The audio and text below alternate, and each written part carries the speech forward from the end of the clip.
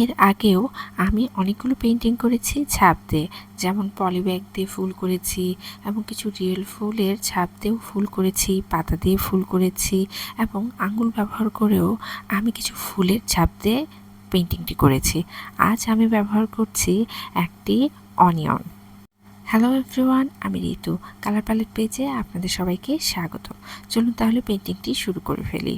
শুরুতেই আমি পেঁয়াজটি মাঝ বরাবর কেটে টুকরো করে নিয়েছি।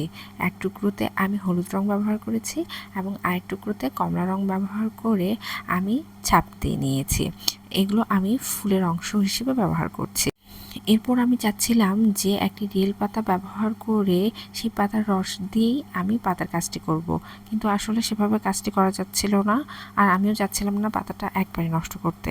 তাই পাতাটি আমি নষ্ট না করে সেখানে কালার ব্যবহার করে আমি পাতার কাজটি করে নিয়েছি। পাতাতে আমি সবুজ কালার ব্যবহার করেছি এবং এক পাতাতেই আমি যতগুলো আমার পাতা রয়েছে এই পেন্টিংটিতে সবগুলো ছাপ দিয়ে নিয়েছি। এখন টিয়া রঙের সাহায্যে আমি কিছু ডাল করে নেব, যেমন প্রত্যেকটি ফুলের একটা ডাল রয়েছে, সেই ডালগুলো করে নেব এবং পাতার অংশ থেকেও কিছু ডাল এসেছে, সেই ডালের অংশগুলো করে নিচ্ছি।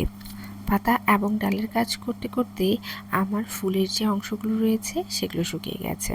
এখানে আমি জেল পেন ব্যবহার করে চাপ অনুযায়ী একটু ডিজাইনের মতন করে নিচ্ছি, যাতে ফুলটি আর সুন্দরভাবে ফুটে ওঠে।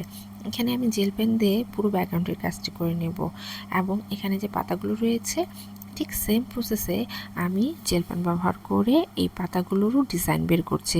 এটাকে আমি ডিজাইনই বলছি কারণ যেহেতু এটা একটি ফুল এবং পাতার একটি পেন্টিং, সেখানে আমি কিছুটা ডিজাইনের মতন করে করছি।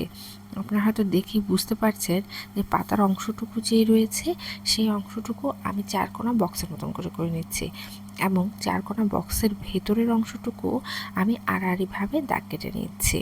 এখানে পাতা রয়েছে চারটি পাতাতে আমি চারকোনা বক্সের মতন করে নিয়েছি এবং ভিতরের অংশটুকু আড়াআড়ি করে নিচ্ছি। এখন যে ফুলের অংশটুকু রয়েছে সেই ফুলের অংশ বরাবরই আমি চারদিকে বর্ডার লাইন করে নিচ্ছি এবং এই বর্ডার লাইনের ভেতরে আমি লম্বালম্বিভাবে একটু ডিজাইনের মতন করে নিচ্ছি। আপনারা কি বুঝতে পারছেন আমার ডিজাইনটি কেমন হচ্ছে? এখন আমার ফুলের যে বর্ডার লাইনগুলো রয়েছে সেগুলোতে আমি একটু জেল পেনের সাহায্যে মোটা মোটা করে দাগ করে নিয়েছি, যাতে সুন্দরভাবে ফুটে ওঠে। তারপর পাতার যে বর্ডার লাইনগুলো রয়েছে সেই লাইন বরাবরও আমি সেমভাবে মোটা করে দাগ কেটে নিচ্ছি। আমি যে বক্সগুলোর মতন করে রেখেছিলাম তার উপর দিয়ে আমি আরেকটি লাইন টেনে নিচ্ছি। প্রত্যেকটি বক্সে আমি সেমভাবে করে নিচ্ছি। এখন আমার যে পুরো পেন্টিংটি রয়েছে সেই পেন্টিংটিতে আমি আরেকটি বর্ডার লাইন করছি। এখন আমি পুরো পেন্টিং জুড়ে বর্ডার লাইন করছি। আগে তো সিঙ্গেল করেছিলাম, যেমন ফুলেরগুলো একরকম ছিল আর পাতারগুলো একরকম ছিল। বর্ডার লাইনের কাজ আমার শেষ হয়ে এলো, বলা যেতে পারে পেন্টিংটি আমার শেষ হয়ে এলো। ভিডিওটি যদি আপনাদের ভালো লেগে থাকে লাইক কমেন্ট শেয়ার করতে ভুলবেন না। ধন্যবাদ।